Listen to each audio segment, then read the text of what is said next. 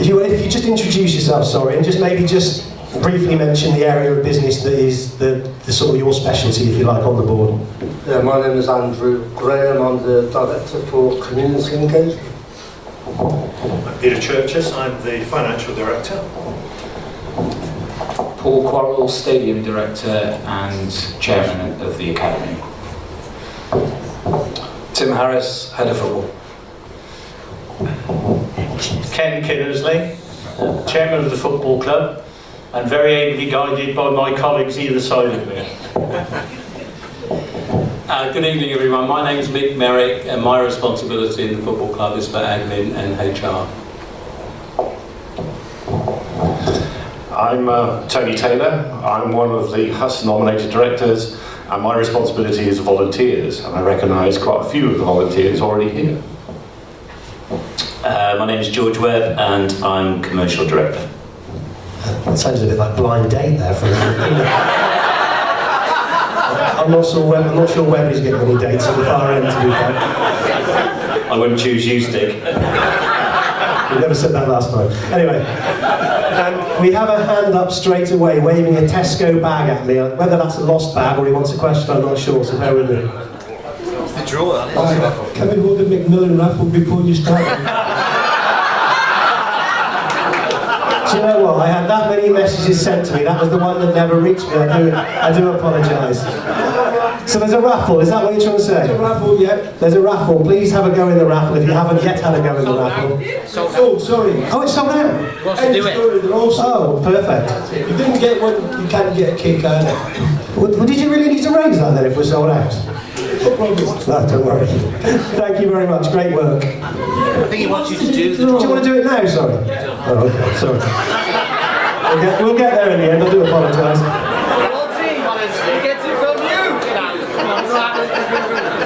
I've started well, haven't I? Bear with me a second.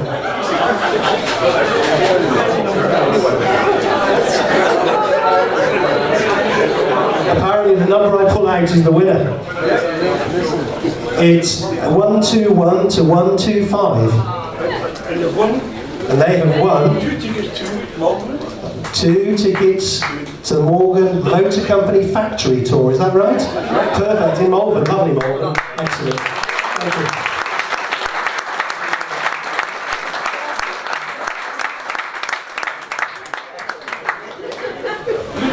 Don't worry, we've got 3 more delaying tactics yet to come this evening, don't worry. We'll get to at least 10:15 before we ask a question, don't panic. Who's next? I've got several plants around the room. Who's going next? Right, to try that again. It's not the Tesco bag this time. Who'd like to ask a question? I'm going to go right to the front, just in front of me. So if you could just give your name first and then fire away with your question. Thank you. To get the first question out of the way, my name is Paul Newman. I'm a long-term fan. I'm also a Herefordshire councillor. And I was wondering how the negotiations are going with the council about the fourth end. Obviously, I'm looking to help if I can. I think that's going to be a question for Ken. I think, Ken, your microphone's there, I think. Thank you very much for that question. Put me on first. To sum it up briefly, the talks with the council are going exceptionally well. We've got a very good understanding. We've now arranged just recently to have quarterly meetings to discuss the potential for the redevelopment of the Blackfriars End. It's very difficult because the council they're working with not only their preferred development partners, they're also working with project teams that have got different responsibilities in relation to the entire project. They're currently looking at different models that they can build on the commercial side, not the pitch side, the commercial side that's fronting on to Blackfriars Street. And what they're trying to do is find a development that they can implement that will generate sufficient revenue to go towards the cost of our 800-seater stand that they are making every effort to build pitch side. Of course, financial modelling is going on. They're looking at different ways in which they can generate the revenue that they need. They haven't finally decided. They've discussed a number of options from units on the ground floor, with potentially student accommodation, key worker accommodation on the next 2 floors, but no decisions being made. The work is still going on, looking at the options, and we meet. The plan is that we'll meet every quarter. We can input our ideas, they come to us ideas, but the best of it is that there is no doubt in my mind that there is a will, both amongst the councillors and the officers, to develop that end, to improve the entire appearance as part of the overall regeneration of the urban village, as they call this particular area. It's a medium to long-term project. I'd be very surprised if anything moves within 2 years, more likely 3 years, probably 5 years if we're lucky. We may see something actually coming out of the ground. And that's about as much as I can tell you. But the liaison's good, they're happy to talk, and overall I'm fairly confident that it'll happen. The difficulty is going to be when. Here's my card, if you need any help. Thank you very much. Thank you, Ken. Thank you for the question. There was one other thing that I forgot to mention beforehand, and it was quite important, and I knew I'd forget something. I think there was a statement put out earlier on today, and I hope you understand from the board's perspective, they have to be a little bit careful around the departure of Pete due to various issues around employer-employee relations. So they have to be a little bit careful around the specifics of Pete's departure. They're happy, I think, having spoken to them, to talk about the plans and the strategy and things, but the actual departure, they've just got to be a little bit careful about talking about. So hopefully have respect for that position, because it's a genuine position, and anybody who's ever tried to understand HR and all that sort of stuff will realise where that position is. Who would like to ask the next question? Dennis on the middle. Thank you. My question is to the board and Mr. Harris. Have you decided on who your coach is going to be yet? And if you have, when is he likely to start? Good evening, everybody. I must say it's delighted to be in Hereford. I look at the number of faces in this room and see a lot of passion. Having been brought up, and I will get to your question in a minute, but having been brought up in the local vicinity, I really do understand what this football club's about, and I really understand your passion and where you want to get back to. We must have had nearly 80 applicants for this job. Some very high profile, from, I think it's fair to say, championship managers to PlayStation managers. Why didn't you get it then, Tim? That's what you get when you look at Hereford. There is a lot of people out there that would like to be involved in this football club. I think the important thing is that we survey all the applications and we look at what is the best fit to take this club forward. Someone talked about the strategy earlier on, and I'm sure the board will come on to that and why I was appointed. We have interviewed some candidates, and we've got one more to interview, and we would like to make the decision as soon as possible. You probably want it to happen tomorrow, but I think it's right that we make sure that we find the right fit to take this club forward over the next 3 to 5 years. So that's where we stand on that. I hope that answers your question. Who's up next? Anyone? Simon Wright. It's easy when I know people's names. Good evening, gents. Season tickets and pricing in particular for seniors. I just wondered if you could give me some clarity on the rationale behind the pricing for seniors, because we are charging so much more than anybody else in this division, in some cases twice as much. Simon. I think I probably need to take it back to 3 years ago when we started the football club. We looked at where we wanted to go and what would make this football club, and I really will use that word, sustainable going forward. And there was a number of areas that we felt that we had to put concrete blocks in place to make sure that we could have a fan base that could support a Football League club going forward. Part of that was encouraging the next generation of supporters. We made a decision at the time when we put plans together that up until we can get to the Football League, we were going to build the next generation of fans, because we felt that if Graham was here now, I'd probably have the discussion with him that we missed a generation when he was here, and we were going to charge under 16s £1, not only to build that next generation of fans, but to encourage families to come. And I know Herefordshire and the wage levels, and it's difficult for families. They only have so much income to spend, but we made a conscious decision that it was all about the next generation of fans, and we were going to make it affordable, rightly or wrongly. The analogy I could put to that is when we started the football club, the best-selling shirt sizes were 3XL, 4XL, 5XL. With 3 years on now, the best-selling sizes are the smalls, the mediums, and the extra smalls. So that's telling me we've changed, the fan base is changing round at this football club. We then move on to doing budgets, and at the end of the day, I have to talk about those dirty words, but budgets.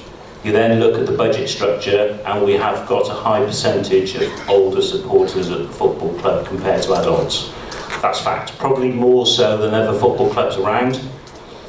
So to make it possible for us to have a playing budget that is going to give us success, we've had success the last 3 years, and going forward, we wouldn't be able to offer a discount to that other clubs do to OAPs or concessions.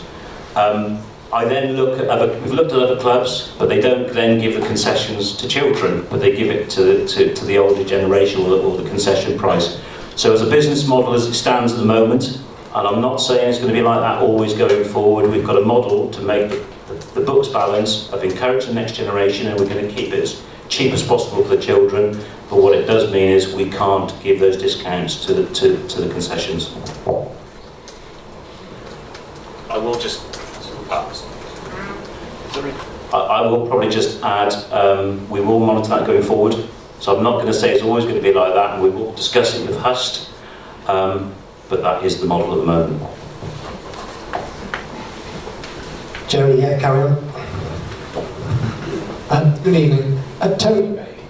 Sorry, Tony Ray.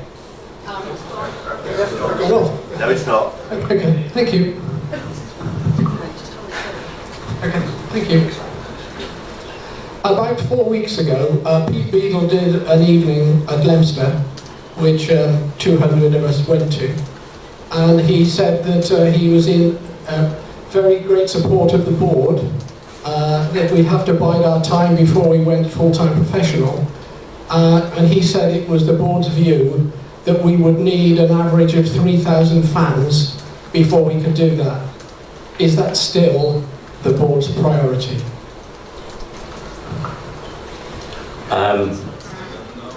Do you want me to answer that bit? Sure. Pete?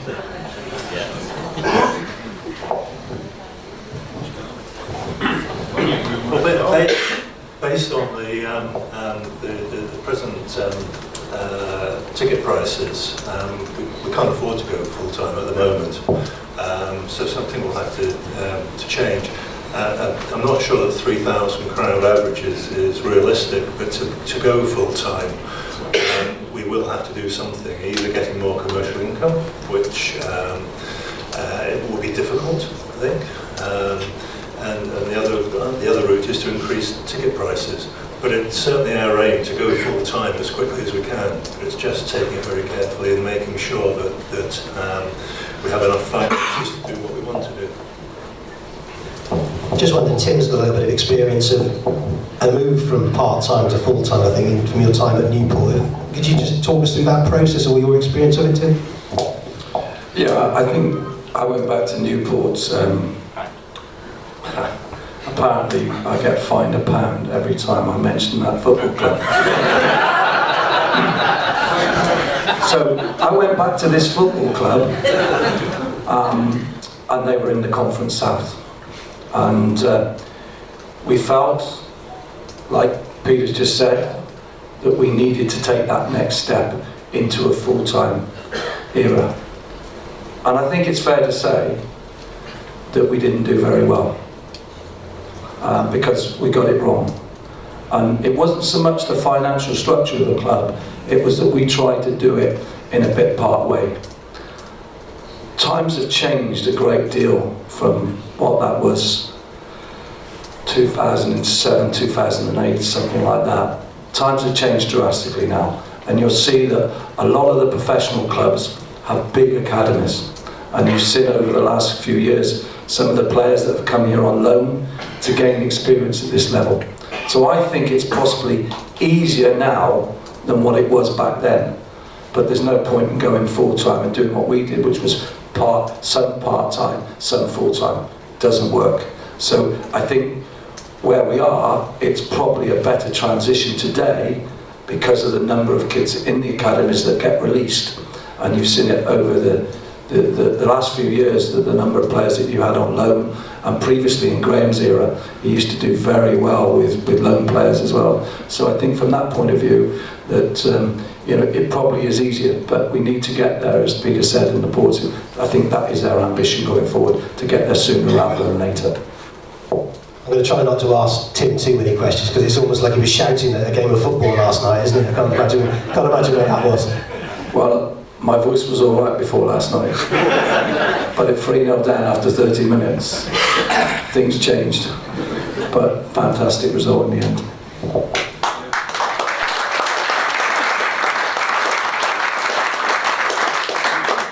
Next question. Anyone feel free to raise their hand? Well, at the bar, we'll go to the bar first, Jamie, if that's okay. Lager on the way back. Hi.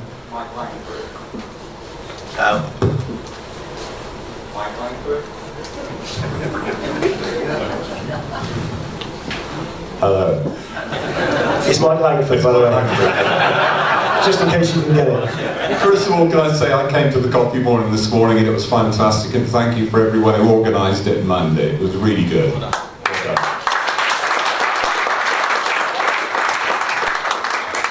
I'd like to know which players we've got on contract and how long we've got them on contract for. To anyone. Tim, really, I suppose, or... We've got to say I don't know most of them. I've only been here a week. Seems like a lifetime, but I've been here a week. A week's a long time. Who said that? Yeah, that's right. Yeah, a week is a long time. Yeah. We've got 5 on contract. We've got 1 young lad and 4 others that are contracted till the end of this season. I don't think it's fair to disclose exactly who they are at the moment. Maybe, I don't know, it's not my remit to really do that. But look, where we are at the moment, I think we need to get more contracted players, because I think there's 1 or 2 that, if you're not careful, you'll lose them. And certainly my experience in the past, where we have sold 5 or 6 players for some substantial sums. I mean, I'll just give you one example, just to give you a little bit. We signed a lad called Connor Washington from St Ives for £5,000. I sold him to Barry Fry for £500,000. Now that was I'm a salesman, that was probably my best sale ever. Dealing with a certain Barry Fry, and for those of you who met him, if I could tell you the story, but there's too many ladies in the room, but the language was very colourful. When he offered me £75,000 to start with, and I managed to get it up to £500,000. But more importantly, he stayed at Peterborough for 18 months, and then he got sold to Queen's Park Rangers for £3.5 million, and we had a 20% sell-on, and that really did help that club to develop to where it is today. So the importance of contracts, is that if you can get some good young lads and you can develop them and they can grow with you, and you've seen it here before, haven't you? I mean, look at Sam Clucas now and Jared Bowen and people like that. You know. We didn't get a penny for that. Sorry? We didn't get a penny. No, but what I'm saying is that if we do things right, and with the contacts we've got in the game, and we can develop them, not only will there be good players and you'll be cheering them, but you can follow the good. There was 5 or 6. I mean, Regan Paul he came out of Cardiff City Academy at 16. he ended up going to Manchester United. And there's two lads, Lee Evans is a Welsh international now. You know, we sold him for 150,000 to Wolves. I think he went to Sheffield United in the summer for 750,000. And again, we had a big salon on it. So, you know, that's the sort of model we look at. And people, unfortunately, on the board of directors, they get a little bit jumpy when you start talking about contracts. But you have to protect your football club if you're going to progress to where we want to go. It's as simple as that. I hope that answers your question. There was another hand up on that side of the room, was it? That right? At the end of that row? Thank you. Introduce yourself, that'd be great. Yeah, hello, Russell Abel. I just wanted to ask a question. Why did you let Peter Beadle carry on to the point and then sack him? Because I think I was reading somewhere that you thought you needed to go in a different direction. So we knew we were going to go, there was a point when we were going to go into the Northern League. There was a chance we were going to go in the Southern League. But why weren't you looking at the possibilities if you thought we're going to go in the Northern League and Peter Beadle isn't going to get us where we are? It just seems a bit of a strange thing that you allow him to go so far, bring in a load of players, potentially. We now got ahead of football. We're now going to have a new manager. Potentially, we're going to bring in other players. So we may have lost 6, 7, 8 weeks, 10 weeks, 12 weeks.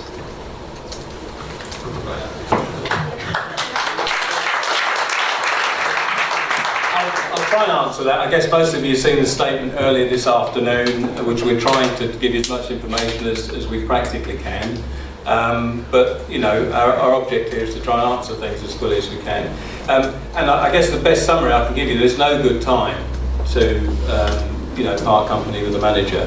There's never, you know, if you look at the history of football, not just in this club, but at other clubs around the country, I guess we arrived at that point, and I don't think we thought this is the right time, this is the wrong time, you know, this is the kind of, it wasn't like an analysis that was where we're trying to pitch exactly precisely right. It was the meeting of our objectives looking forward for the club, and some of the history in terms of not only this season, but, you know, we're looking to be ambitious. This structure has been discussed in the club for some time, and it became, I think, clear over a period of time that we weren't going to reach this structure with the current management. And I guess that from our point of view collectively, we thought it was time for a change. But specifically, the answer to your question is there is no good time to make a decision like this, and it's obvious, as was seen and from the statement that was released. You know, we understand it came as a great shock to everybody. But again, there's a limit to the detail behind everything that we can discuss tonight, and as I said, we hope that we tried to make that clear in the statement that was released this afternoon. Yeah, I think what I'm trying to say is, you as a board, you've obviously thought possibly he's not the right guy for the Northern right at the beginning. And I'm sorry, without a microphone we can't hear you. I'm not quite sure if you're answering my question, but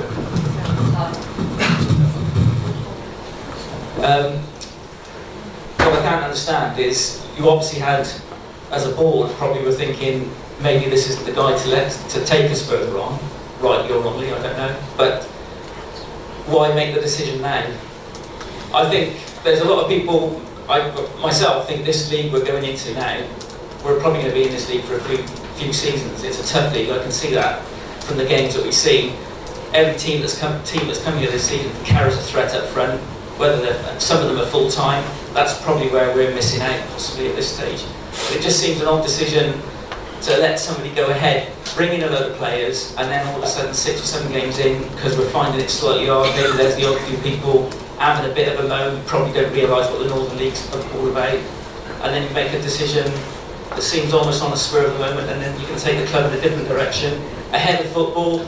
We now got ahead of football, but we couldn't afford to keep certain players here at the start of the season, rightly or wrongly, but I'm fully aware of that. But now we've got ahead of football because we invested some money in extra players at the start of the season. I don't know. It just seems a bit well, I guess the point of the statement earlier was that it wasn't a knee-jerk reaction. So I think what you just described is we started in the Northern League, it isn't going very well, so now we've got to kind of do something about it. Well, that couldn't be further from the truth. And again, the statement that was released earlier today sort of set out the kind of board's vision about the kind of structure that's going to take this club forward. So what's happened is that structure has been implemented. I mean, as regards players signing up in the summer, and I don't know if you're specifically alluding to any particular players, but you know, the management team at this club had full discretion over the budget, the playing budget. The playing budget was increased by 50% over last season's playing budget. And the manager was given much more discretion about how to deploy that budget.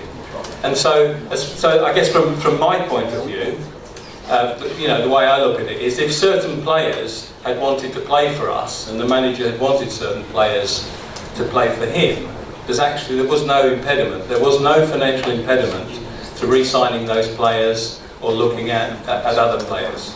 So I guess from our point of view, it's discretion given to the management team to sign players that they thought would equip us well to perform in the Northern League. And I guess that's about the level of detail that I can discuss this evening. But it wasn't a knee-jerk reaction, that's the point. This is part of the strategy. And the other thing, from a playing perspective, you know, the way that we look at it is that the budget to cover whatever management structure we put in is going to be found within the budget that we've already set for this year. So we don't imagine that we're going to increase the overall football budget cost as a result of any management changes we're making. So I guess that people's view that, you know, sometimes people think, well, you know, you get rid of that manager and you bring someone else in and you spend a load of money and you give them a load more money that the other manager didn't have access to. Well, again, that's not part of our plan going forward. Who's next? Here we go. Going on from that, the board today have actually... Hang on 1 second, I think we're not quite tuned in with that microphone. Yeah, turn it, speak there. Where do I shove it, Jane? I will tell you that after the question. Going on from that, the board today have actually told us that they've taken advice from a panel. What I'd like to know is, who were that panel? Is that possible to tell us? And presumably, would Tim have been on that panel?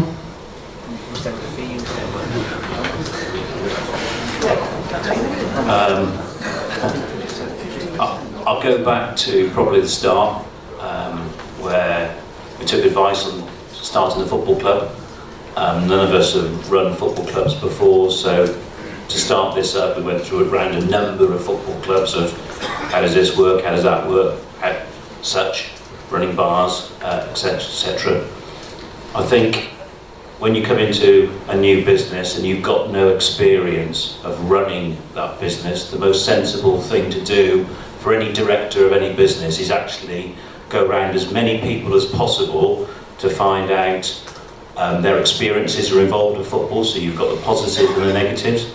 So not only have we gone around clubs to understand how the infrastructure works, how to organise volunteers, the office, the business side, budgeting, we also did our homework and went round a number, and I will say a number, right from the top of the game right down to the bottom and some in the middle. Can you name those, George? No, I wouldn't want to name them because they were confidential discussions, but it was a wide range of people involved in football with very good experience. So we've gleaned a lot of information from them of how to go about the football side, because we are not football people. So the whole thing I think where I'm trying to go with this is, we have taken advice of the best route to get us to the Football League. And there was different stages of it, and we've taken different advice of how to run the football club from the start. So everything has been thought through. We don't do knee-jerk discussions. I think everybody in the board, I get really fed up with me because everything has to have a plan. We have to have a strategy, and they get fed up, I think, sometimes with being messy with a strategy. But if you haven't got a strategy and you haven't got a plan, you won't get anywhere. And to get a strategy and a plan, you need to take advice. And we've taken advice because we're not football people. And running a football club, which I have learned very quickly, is a lot different to running a business, a normal business. when you make a decision in a normal business, it's only usually your workforce directly affected, but when you take a decision here, it's like what I call the ripple effect. By the time it goes out to social media, it's the wave effect and everyone's got the wrong end of the stick.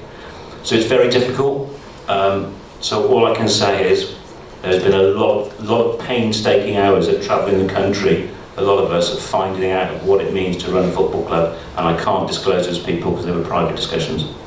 No, that's good, George. Thank you. Who's next? Anyone? Well, I'll go back to Simon while there's no other hands up. Simon, I'll come back to you again. Microphone that side. Thanks. I work for a government department, so shall we say things aren't always what they might look like on the surface. Just to give a bit of clarity, guys, if you don't mind, on two terms. By going full-time, what do we mean? Because there's clubs in this league, I believe, train 3 times a week, call themselves part-time. There's other clubs train 3 times a week, call themselves full-time. Similarly with playing budgets. I assume playing budget literally means player's salary. Is that correct, or is it broader than that?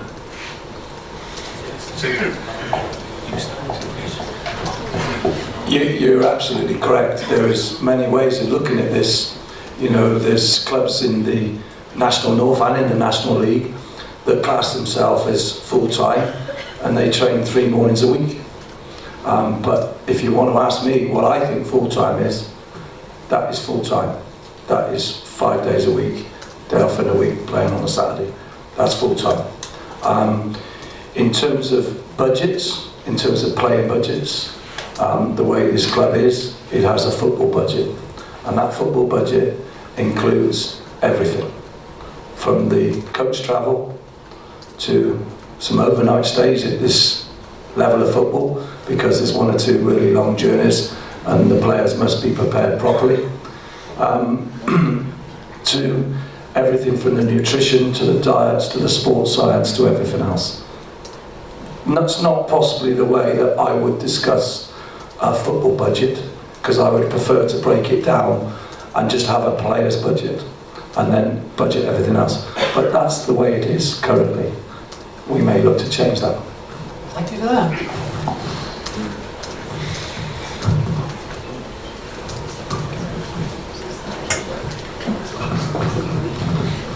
Good evening, everybody. Just right.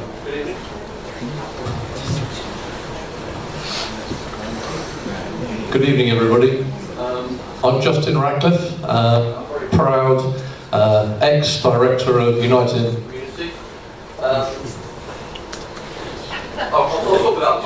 No, Justin, just point it this way, keep it still. Point this way. Yep.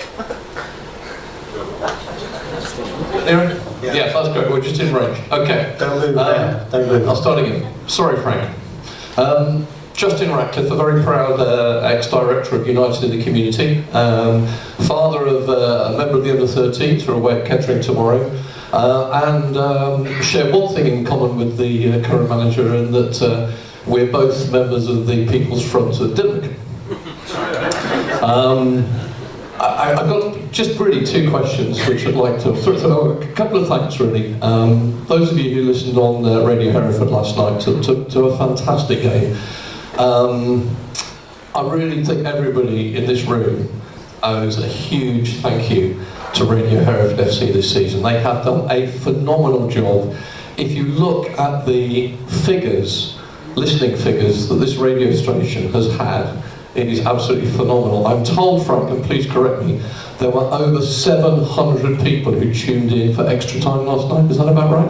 3,300. 3,000. I think that deserves a round of applause. Fantastic.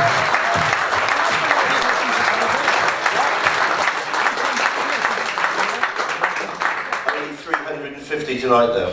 And I was worried you were going to run out of airspace, because we saw the possibility of extra time and you not being able to cover penalties, and I was beginning to panic a little bit on that. But I think it says so much about the spirit of this football club, and I think one of the directors responsible for the volunteers mentioned the passion in the room and the passion amongst the volunteers, which has kept this club going. My question really, though, is to Tim, Harry Harris, if I may.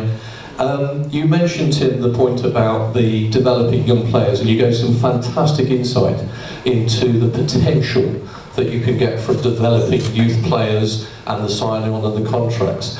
Really, I'm just interested to know, as a parent, and may I just add as well, how thankful I think the parents are for the work that's being done within the Youth Academy. I mean, we've had a very high profile from members of the board and the people responsible for the academy in terms of coming to training, talk and things like that, and it really is appreciated. And maybe this room aren't aware of that, but I would, as a parent, like to say thank you for that.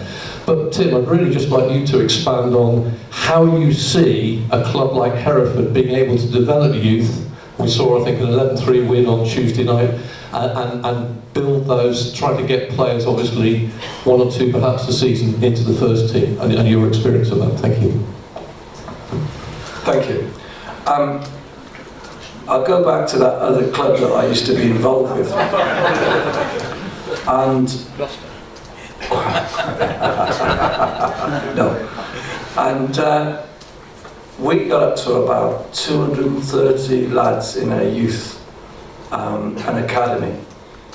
And then I left and went back about 5 or 6 years later, and there was 38 lads left in the academy when I went back 5 or 6 years later. And I said to the guys, I said, guys, what's going on? What's happened? And there was a tremendous blame culture. Everybody blamed everybody because the football club hadn't done very well, the main club hadn't done very well. So all the focus got taken away from the youth development and from the academy. I think there's something like 300 or 400 people now in that youth setup, in that youth academy, with girls, with the community and everything else. I've always said you cannot have a proper football club unless you have a vibrant youth structure, because that is the future. I mean, George talked earlier about building the fan base and charging a pound for kids. You know, that is a model that's worked in football. But going back to your question, that what you need is a very good structure. Unfortunately, I've only been here a week, and I really haven't had a chance. I haven't hardly seen my wife for a week.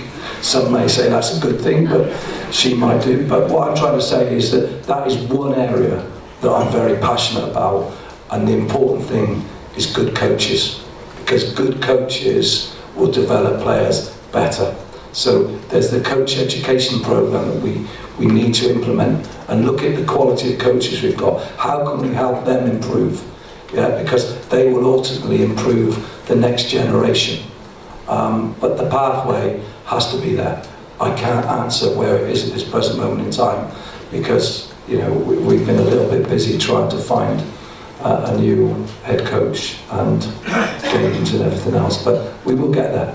We will get there. But it's a big passion of mine, a massive passion of mine. Nothing more than see me to selling players to Manchester United or Wolverhampton Wanderers or even Queen's Park Rangers. So we won't be selling any there, I can assure you. Yeah, perhaps Paul, yeah. So currently we have just under 130 players in the academy, including the newly formed women's team, who are doing extremely well, by the way. The intention is that the academy will sit alongside the main football team, and the ethos is to produce players, and we see it as a board that a minimum of 2 players will be joining the first team, and that's what we need. We need the players to come through and be in that squad, and probably 3-4 training on a regular basis, but we get to have that discussion. Yeah, that's I don't really know where we are at the moment. So. Yeah. So 7 teams, 130 players, and we'd be looking to do more with that. I'm going to ask a question, sorry. In terms of the academy players and the young players, obviously the older ones have that obvious link to the main club because they're that age. how are you looking to try and ensure that the younger ones feel associated to the club as well, in terms of, and the women's team as well, in terms of how you look at doing that, plans for how you can make them all feel part of the one club? Yeah, so the football strategy that the board have been discussing over the last year or so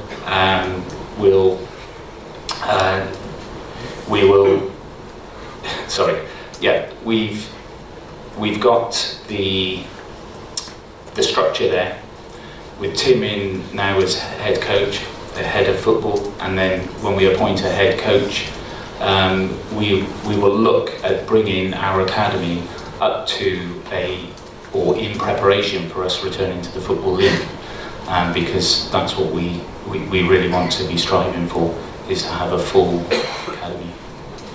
Thank you. Question?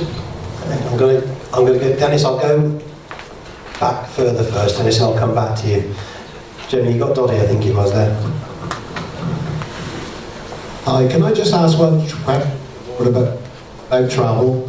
A few weeks ago at Bracknell, where we turned in one of our worst performances of the season, at this level we're playing at now, why were the players asked to take their own cars up to Bracknell and made us look like a Mickey Mouse team there and turn in one of the worst performances of the season? Surely, at the level we're playing at now, to build a dressing room is one of the most important things. Even in the old days with the old club when we were struggling, if we couldn't afford a coach, you can soon get £25 to fill up the vacant seats at 20 quid a time and pay for that coach. And we did it regular during those days. So why at this level we're at now can't we do that? Okay, so the coach budget, and I'm quite happy to share this with you, these figures.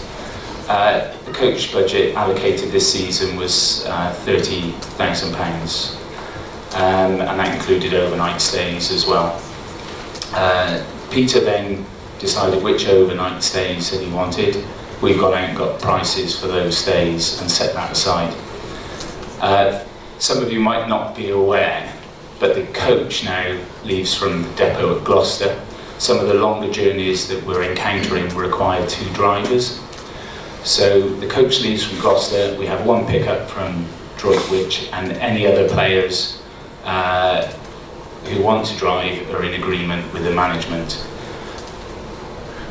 With some negotiations pre-season, we've been able to save £10,000 on the coach travel, which has gone in addition to back into the football budget.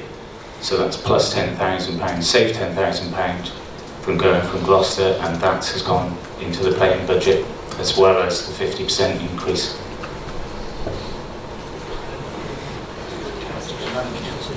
Yes. I'm with you. I'm with you on it. I don't think it's right. I think from a professional club and having the preparation is key. And the other thing as well is that players come from Bristol and from Wales and from Birmingham, and sometimes it is easier for them to go direct. But if you're going to do things properly, we need to do things properly. But that's something that's been set up, and we'll address that in due course. If not this season, certainly next season. But from your point of view, Tim, it's surely easier. Hang on, Dolly, wait 1 second, just get the microphone in. Surely if all... Hello? Surely if all the players travel on the coach together, that's one way of building the dressing room, building the camaraderie. And like I say, why wasn't it looked at that, say, 25 fans could fill all those vacant seats and then the coach is paid for? Okay. Look, I can't really discuss what's going on because I don't really know it. But okay, Paul can, but there's some really important piece of information I want to give you guys now, is that in my experience, that team coach is an extension of the dressing room.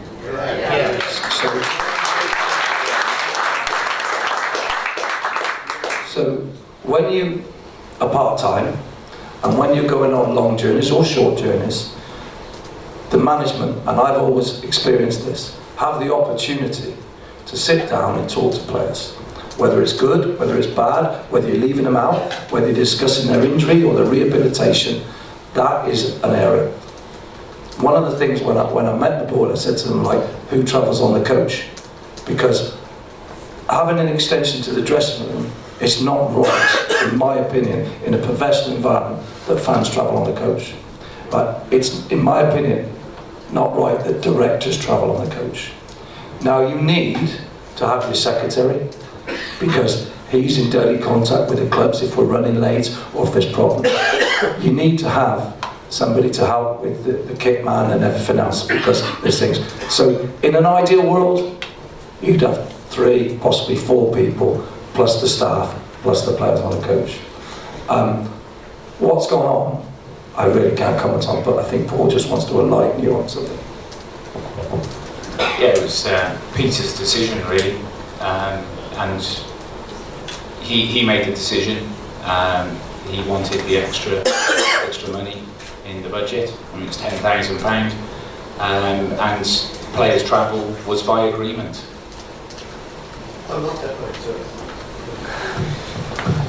We've got another question. I think maybe we'll have a little look at having a break. Have one more question, and perhaps we could go and refill some glasses if you want to, and have a little breather. We've done 50 odd minutes now, so have one more question if there is one, and then Dennis wrap up the first half, and then we'll have a little breather and go to the bar and then start again. Mr. Harris, or anybody who wants to answer this question. Obviously, our kit man retired last Saturday. Has he been replaced, or is there any plans to replace him?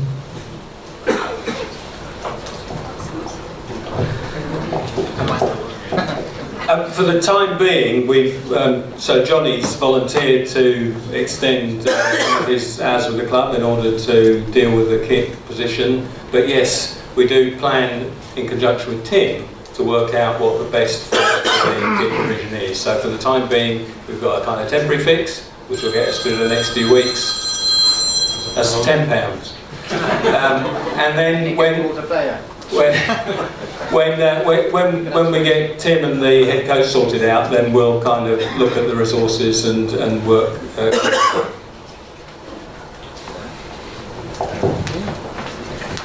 Everybody happy? If everybody's happy for now and you want to go and think of some more questions for the second half, feel free to go and head to the bar.